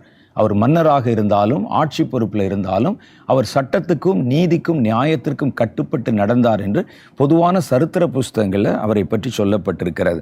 சரி, இவர்கள் என்ன செஞ்சாங்கன்னா, எருசலேமுக்குள்ளே நுழையணும். இப்போ சுற்றி இருக்கிற பகுதிகளெல்லாம் பிடிச்சாச்சு. எருசலேமில் நுழைவதற்கு அவர்கள் எருசலேமை முற்றுகை போட்டார்கள். அந்த 2 தளபதிகளுடைய தலைமையில் அவர்கள் அதை முற்றுகை போட்டார்கள். ஒன்று காலித், இன்னொன்று அமர் இப்னு என்பது. இந்த 2 பேரும் அது முற்றுகை போட்டு அடுத்து நம்ம உள்ளே இறங்கிடலான்னு சொல்லும்போது இந்த செய்தி கேள்விப்பட்டு மதீனாவிலிருந்து புறப்பட்டு அந்த ஓமர் என்ற அவருடைய தலைவர், மத தலைவர் அங்கே கடந்து வந்தார். அவர் சொன்னார், இது ஒரு புனித நகரம். இந்த நகரத்தில் இருந்தால் முகமது நபி வானத்துக்கு ஏறி போயிருக்கிறார். நீங்கள் உங்கள் படைகளை உள்ளே அனுப்பி அதனுடைய சீரை குலைக்கக்கூடாது. அதனால் நம்ம படையெடுப்பை செய்ய வேண்டாம். முதல் கட்டமாக நான் உள்ளே போகிறேன். உள்ளே போய் அங்கே இருக்கிறவர்களோட பேச்சுவார்த்தை நடத்தி சுமூகமாக ரத்தம் சிந்தாமல் அவர்களை நம்ம கீழ்ப்படுத்தி அந்த இடத்தை நம்ம கைப்பற்றி கொள்ள முடியும் என்று நான் நம்புகிறேன் என்று சொன்னார். அவர்களை சரணடைய வைப்பதாக சொன்னார். அதன்படி அவர் எருசலேமுக்குள்ளே நுழைந்தார். அந்த காலகட்டத்தில் நான் ஏற்கனவே சொன்னேனே, ரோம அரசாங்கத்தில் பிஷப்மார்கள், சபை தலைவர்கள் இவங்க தான் அங்கே வந்து பெரிய பெரிய மதிப்பை பெற்றிருந்தாங்க, ஆளுமை பொறுப்பை பெற்றிருந்தார்கள். அந்த நாட்களில் ஒரு கிறிஸ்தவ போதகர், ஒரு பிஷப், அவர் தான் அந்த தேசத்தின் மேலே, எருசலேமின் மேலே அதிகாரியாக கவர்னர் மாதிரி நியமிக்கப்பட்டிருந்தார். அவர் பேர் வந்து சோஃப்ரேனியஸ் என்பது பெயர். சோஃப்ரேனியஸ் என்பது பெயர். அவர் தான் அதுக்கு வந்து கவர்னர், மேயர், என்ன வேணாலும் நீங்கள் வச்சுக்கோங்க, ஆளுநர். அவர் உள்ளே இருந்தார். அவர் கண்ட்ரோலில் தான் அந்த எருசலேம் கொடுக்கப்பட்டிருந்து பைசாண்டி அரசாங்கத்தினால. நேராக அந்த ஓமர் என்ன செய்தார், அவரை போய் சந்தித்தார். அவர் இவரை இருகரம் நீட்டி வரவேற்று அவரை கொண்டு போய் அந்த இடத்தெல்லாம் சுற்றி காமிச்சு, இதுதான் அந்த எருசலேம் புனித நகரம் என்பதெல்லாம் அவருக்கு காண்பித்தார். காண்பிச்சு அவரோட பேசி கொண்ட போது அவர் சொன்னார், படையெடுத்து வந்துட்டோம், பைசாண்டி அரசாங்கம் முழுவதும் ஏறத்தாழ 90% நாங்கள் கைப்பற்றிட்டோம், இனி எருசலேம் மாத்திரம்தான் பாக்கி இருக்குது. இதை கைப்பற்றுவது எங்களுக்கு ஒரு பெரிய வேலை அல்ல, ஆனால் ரத்தம் சிந்த வேண்டாம் என்று பார்க்குறோம். அதனால் சுமூகமாக நம்ம 2 பேரும் பேசி ஒரு உடன்படிக்கைக்குள்ளே, ஒரு தீர்மானத்துக்குள்ளே வந்துட்டோம்னா சுலபமாக இந்த இடத்தை நாங்கள் எடுத்துக்கொள்கிறோம், யாருடைய மரணம் நடக்காது. நீங்கள் எனக்கு உறுதி கொடுத்தீங்கன்னா நாங்கள் இந்த பட்டணத்தை எங்களுடைய கையில் எடுத்துக்கொள்வோம், சுமூகமாக எடுத்துக்கொள்வோம். இங்கே இருக்கிற கிறிஸ்தவ ஆலயங்கள் எதையும் நாங்கள் தொடமாட்டோம், கிறிஸ்தவர்களை துன்புறுத்த மாட்டோம், அவர்களுக்கும் நாங்கள் நல்ல ஒரு அதிகாரத்தை கொடுத்து அவர்களை எங்களுடைய குடிமக்களாகவே நாங்கள் பாவித்துக் கொள்வோம். ஒரு சபையை உடைக்கிறதோ அல்லது மதமாற்றம் செய்வதோ, யாரையும் வலுக்கட்டாயமாக மதமாற்றம் செய்ய எதுவும் செய்ய மாட்டோம்னு சொல்லி ஒரு உடன்படிக்கை ஏற்படுத்தின போது அந்த பிஷப் அதற்கு ஒப்புக்கொண்டார்.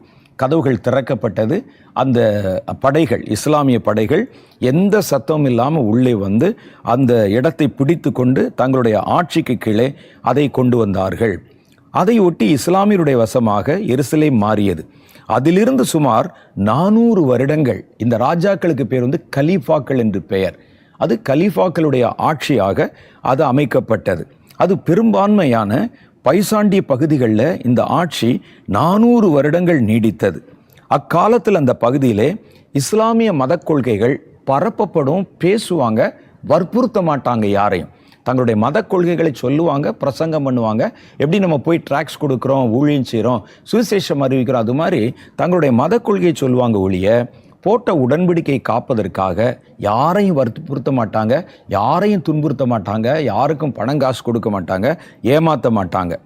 அப்படி அந்த கொள்கைகள் பரப்பப்பட்டு கொண்டிருந்தது. ஆனாலும் அந்த கொள்கைகளை அநேகர் ஏற்றுக்கொண்டு, ஏன்னா நாங்கள் இப்போ இருக்கிற பார்க்கும்போது எங்களுக்கு வித்தியாசமாக இருக்குது, இந்த மதத்தினுடைய நம்பிக்கைகள் இதுதான் நல்லா இருக்கிற மாதிரி தெரியுதுன்னு அநேகர் அதை ஏற்றுக்கொண்டார்கள். இவர்கள் இஸ்லாமியர்கள் ஓமரின் உடன்படிக்கையிலே யாரும் கட்டாயமாக மதம் மாற்றவில்லை. இவர்கள் காலத்தில் தான் எருசலேம் தேவாலயம் இருந்து இடிக்கப்பட்ட இடம் ஒரு பெரிய மண்மேடாக கிடந்தது. அதுக்கு முன்னால் வந்து இடித்தாங்கல்ல, தீத்துராயனுடைய காலத்தில் மண்மேடாக கிடந்தது. அந்த இடத்தெல்லாம் சுத்தப்படுத்திட்டு இங்கிருந்தான் முகமது நபி ஏறி போனார் என்கிற அந்த நம்பிக்கையின் அடிப்படையில் ஒரு பெரிய மசூதியை கட்டினாங்க. அந்த மசூதி தான் நீங்கள் அந்த பிக்சரில் பார்க்குற அந்த மசூதி. மேலே தங்கத்தில் ஒரு பெரிய டோம் வச்சு கீழே ஒரு பெரிய மசூதி, ரொம்ப அழகாக நேர்த்தியாக இருக்கும். உள்ளே போய் பார்த்தீங்கன்னா அது அந்த இடம் முழுவதும் பளிங்கு கற்களால், நான் பல முறை நாங்கள் பார்த்துருக்குறோம் அந்த இடத்த, நான் உள்ளேலாம் போய் பார்த்துருக்கிறேன். அது அவ்வளவு அழகாக வடிவமைக்கப்பட்ட ஒரு மசூதி. அதை அவர்கள் கட்டினார்கள். அதற்கு இப்போது ஓமர் மசூதி அப்படின்னு சொல்லுவாங்க, இந்த டோம் ஆஃப் த ராக் அப்படின்னு சொல்லுவாங்க. இது ரெண்டுமே அந்த மசூதியை குறிக்கக்கூடிய பெயர் தான். அதை சுற்றிலும் அந்த நாட்களில் அவங்களோட கையில் ஆட்சி இருந்ததுனால அநேக மசூதிகளும் இஸ்லாமிய வழிபாட்டு தலங்களும் கட்டப்பட்டன. கிறிஸ்தவர்களோடு அந்த காலத்தில் அவர்கள் இணக்கமாகவே நடந்தாங்க. உங்கள் மதம் எனக்கு, எங்கள் மதம் உங்களுக்கு அப்படின்னு இருந்தாங்க. இந்த நிலை 300 வருடங்கள் வரை நீடித்தது. இந்த காலத்தில் கலீஃபாக்களுடைய ஆட்சி அது கொஞ்சம் கொஞ்சமாக சீனமடைந்து பலவீனப்பட்டு அந்த நேரத்தில் இந்த துருக்கியர்கள் உள்ளே நுழைந்தார்கள். ஒரு புது குரூப் உள்ளே எழுந்துச்சு. அது பேர் ஒட்டமான் துருக்கியர்கள். அந்த பிரிவை சேர்ந்தவர்கள் தீவிர இஸ்லாமிய பக்தி உள்ளவர்கள். அவர்களுடைய கையில் கொஞ்சம் கொஞ்சமாக அவர்கள் கலீஃபாக்களை அவர்கள் தங்களுடைய கைப்பாவையாக்கி அவருடைய ஆட்சியை வந்து பலவீனப்படுத்தி அந்த ஆட்சியை தங்களுடைய கையிலே அவர்கள் கொண்டு வந்தார்கள். ஒட்டமான் துருக்கியர்கள், ஒட்டமான் பேரரசு என்று அதற்கு பெயர். அவர்கள் இஸ்ரவேலை மாத்திரமல்ல, பல ஸ்பெயினை கூட அவங்களாம் பிடிச்சிருந்தாங்க. நிறைய பல நாடுகளை அவர்கள் பிடித்து ஒரு பெரிய பேரரசாக ஒட்டமான் பேரரசு என்று பெயர், ஒட்டமான் எம்பையர் அப்படின்னு பேர். அந்த அந்த ராஜ்யத்தை அவர்கள் ஸ்தாபித்தார்கள். அப்போ ஸ்தாபித்ததிலிருந்து 1007வது வருஷம் வரைக்கும் அந்த ஆட்சி அவர்கள் கையில் தான் இருந்தது. இந்த காலகட்டத்தில் இவர்கள் பலம் பெற்று இருந்ததுனால கிறிஸ்தவர்கள் மீதும் யூதர்கள் மீதும் இப்போ அந்த பழைய உடன்படிக்கைலாம் உடைச்சிட்டாங்க. கலிப்பாக்களுடைய உடன்படிக்கை இருக்க, கலிப்பாக்களுடைய ஆட்சி காலம் உண்மையிலே ஒரு பொற்காலமாக இருந்தது. அதுக்கு பிறகு வந்த ஒட்டமான் துருக்கியர்கள் என்ன செஞ்சாங்கன்னா, இவர்கள் பலம் பொருந்தினவர்கள், அவர்கள் மத வைராக்கியம் கொண்டவர்கள். அதனால என்ன செஞ்சாங்க, யூதர்களையும் கிறிஸ்தவர்களையும் அடக்குமுறையை கட்டவிழ்த்து விட்டாங்க. அவங்க மேலே அவங்கள துரத்த ஆரம்பிச்சாங்க. மறுபடியும் அந்த பழைய காலத்துக்கு திரும்பின மாதிரியே அது திரும்ப ஆரம்பிச்சிருச்சு. அந்த நேரத்தில் பல கிறிஸ்தவ தேவாலயங்கள் தீ வைத்து கொளுத்தப்பட்டன. ஓமரின் காலத்தில் நடைமுறைக்கு வந்த ஒப்பந்தங்கள் எல்லாம் மீறப்பட்டது. இந்த மாதிரி இதனுடைய ஆட்சி காலம் 1098 ஒட்டமான் துருக்கிய பேரரசின் முழு கட்டுப்பாட்டுக்குள்ளே எருசலேம் வந்து விட்டது. 1007 ஆரம்பித்தது. 1098 பார்த்தா அந்த முழு பலஸ்தீனாவின் பகுதி முழுவதும் ஒட்டமான் பேரரசின் கண்ட்ரோலுக்குள்ளே வந்துருச்சு. இதை தான் நீங்கள் கவனிக்கணும். இப்போ தான் வருகுது. அதுக்கு முன்னால் யூதர்களும் அங்கே இருந்தாங்க, கிறிஸ்தவர்களும் அங்கே இருந்தாங்க, எல்லாருமே பலஸ்தீனர்கள் தான்.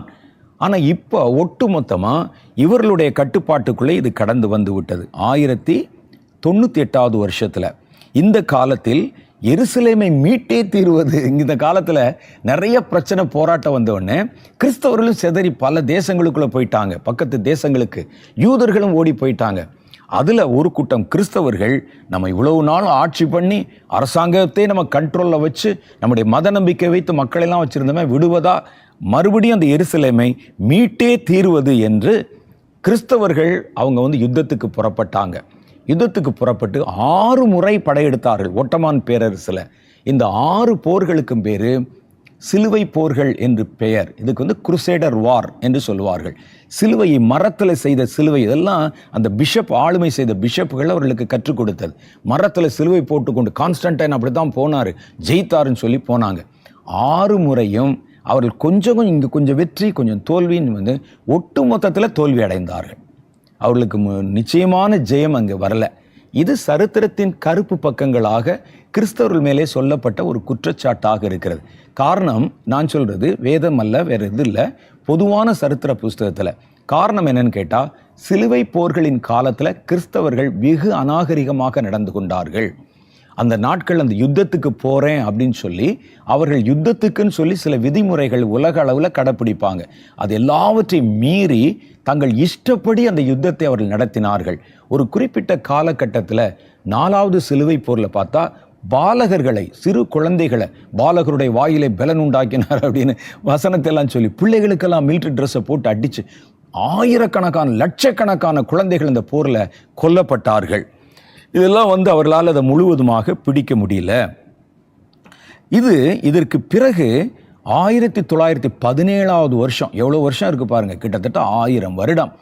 1998 1917 வரைக்கும் ஒட்டமான் துருக்கி பேரரசின் கையில் தான் இந்த பலஸ்தீனா என்ற பகுதி இருந்தது. அது முழுவதும் இஸ்லாமியர்களும் அந்த ஒட்டமான் துருக்கியர்களும் அவர்களுடைய கையில் இருக்கிற ஜனங்கள் இருந்தாங்க. இதில் ஏற்கனவே குடியிருந்தவர்கள் துரத்தப்பட்டிருந்தாங்க. துரத்தப்பட்டு யூதர்கள் வெவ்வேறு இடங்களில் செதறி ஓடி போயிட்டாங்க, கிறிஸ்தவர்கள் பல இடத்துல ஓடி போயிட்டாங்க. இவர்கள் இதை ஆளுமை செய்து கொண்டிருந்தார்கள். இந்த காலகட்டத்தில் தான் ஒரு சம்பவம் நடைபெற்றது. அதில் முதல் உலகப்போர் நடைபெற்றது.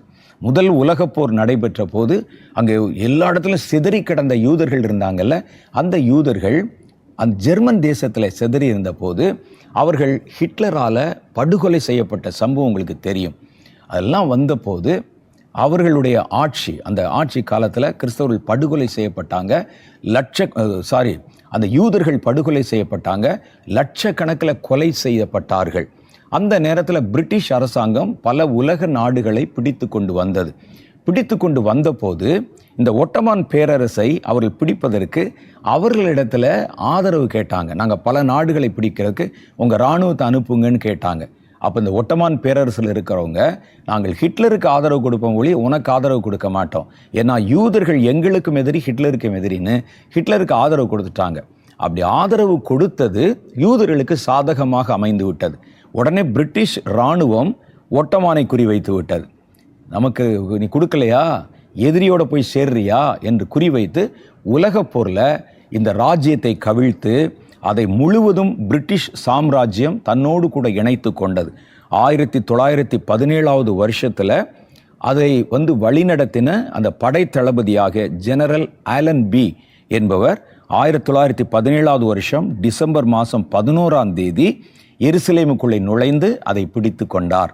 அப்போ இது பிரிட்டிஷாருடைய கையிலே கைவசமாகிவிட்டது. இவங்க தான் இப்போ ஆளுமை செய்கிறாங்க. அதிலிருந்து 1917 1947 வரைக்கும் இவருடைய ஆளுமை தான் இருந்தது. அங்கே பிரிட்டிஷாருடைய ஆளுமை. இந்த காலகட்டத்தில் தான் அவங்க என்ன செஞ்சாங்கன்னா, சிதறி கிடந்த யூதர்களை அது அவங்க சொந்த தேசம் என்று இவர்கள் அறிந்து அவர்கள் இந்த தேசத்தில் நிலங்கள் வாங்குவதற்கும் அந்த தேசத்தில் அவர்கள் குடியமர்வதற்கும் உதவி செய்தார்கள். எப்படி உதவி செஞ்சாங்கன்னா, ஏன் இந்த யூதர்களை அவங்க துரத்துனாங்க? அந்த யூதர்கள் ஒட்டமான் பேரரசில் இருந்தபோது செல்வ செழிப்போடு இருந்தாங்க. அவனுக்கு ஞானம் ஜாஸ்தி. அவங்க அதனால் வியாபாரம் செய்து அப்படிலாம் பணம் சேர்த்த உடனே அராபியர்களிடத்திலிருந்தும் துருக்கிய அரசாங்கத்திலிருந்தும் நிறைய நிலத்தை விலைக்கு வாங்கினாங்க. விலை கொடுத்து தங்கள் சொந்த நிலத்தை தாங்களே விலை கொடுத்து வாங்கி அந்த நாடுகளில் அவங்க உள்ளே குடியிருந்தாங்க. பிரிட்டிஷார் அதை பிடித்து கொண்டார்கள் அல்லவா? அப்போ சட்டத்தின் அடிப்படையும் பத்திரத்தின் அடிப்படையிலையும் அவர்கள் அந்த துருக்கியில் அவ்வளோ நிலத்தை வாங்கினாங்களே, அந்த நிலத்தெல்லாம் அவர்களுக்கே கொடுத்ததோடு மாத்திரமல்லாமல் இன்னும் சிதறி கிடந்த பல யூத இனத்தவரை இவங்களே காசை கொடுத்து நிலத்தை வாங்கும்படிக்கு ஊக்கப்படுத்தி, அதுக்கெல்லாம் ஒரு பின்னால் சில சரித்திரங்கள் இருக்கிறது. அவர்கள் பிரிட்டிஷில் அந்த நாட்டில் இங்கிலாந்து தேசத்தில் யூதர்கள் சிதறி கிடந்த யூதர்களை பார்த்த பொழுது இது வேதம் சொல்லுகிற தேவ ஜனம் என்பதை தெரிந்து கொண்டு அவர்களுக்கு ரகசியமாக உதவி செய்து பணத்தை கொடுத்து இஸ்ரவேலுக்கு போய் அந்த நாட்டில் உங்களுடைய இடத்த விலைக்கு வாங்குங்கன்னு சொன்னாங்க. அதெல்லாம் விலைக்கு வாங்கி பத்திரம் போட்டு வச்சுருந்தாங்க. அதற்கு பிறகு அந்த நிலத்தை எடுத்து பார்த்தா அது பெரிய நிலமாக வருகிறது.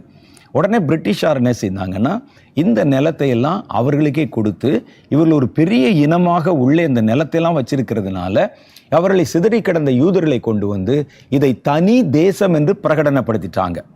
இப்போ இவர்களுக்கு என்ன கோபம்னா, ஒட்டமான் பேரரசத்திலிருந்து பிடிச்சதை நீ மறுபடியும் திரும்ப கொடுக்கணும்னா எங்கிட்ட தானே கொடுக்கணும், ஏன் இஸ்ரவேலர்கள் கொடுத்தீர் என்று அவங்க கேட்குறாங்க. ஆனால் உண்மையிலேயே அந்த நிலங்களை விலை கொடுத்து தான் அந்த யூதர்கள் வாங்கி இருக்கிறாங்க. வாங்கின இடத்தை நாடுன்னு சொல்லி பிரகடனப்படு, அது ஒரு கோபம் இவர்களுக்கு. அதனால தான் அவர்கள் என்ன செய்தார்கள் என்றால், இது நமக்கு சொந்தமானது, நமக்கு அநீதி இழைக்கப்பட்டு விட்டது, பிரிட்டிஷ் அரசாங்கத்தின் காலத்தில் அநீதி இழைக்கப்பட்டு விட்டது, இதை திரும்ப கொண்டு வரணும்னு அந்த ராஜ்யம் தோன்றின நாளில் இருந்து அடுத்த நாள் மே 14 ராஜ்யமானது 15 சுற்றி இருந்த அந்த பழைய தேசங்கள் எல்லாம் ஒன்று கூடிக்கொண்டு இஸ்ரவேலை எப்படியாவது நம்ம ஒழித்து தீருவது என்று கங்கணம் கட்டி கொண்டு இறங்கினார்கள். அது தொடர்ச்சியாக பார்த்தீங்கன்னா ஒன் பை ஒன் கலகங்கள், கலவரங்கள், யுத்தங்கள்.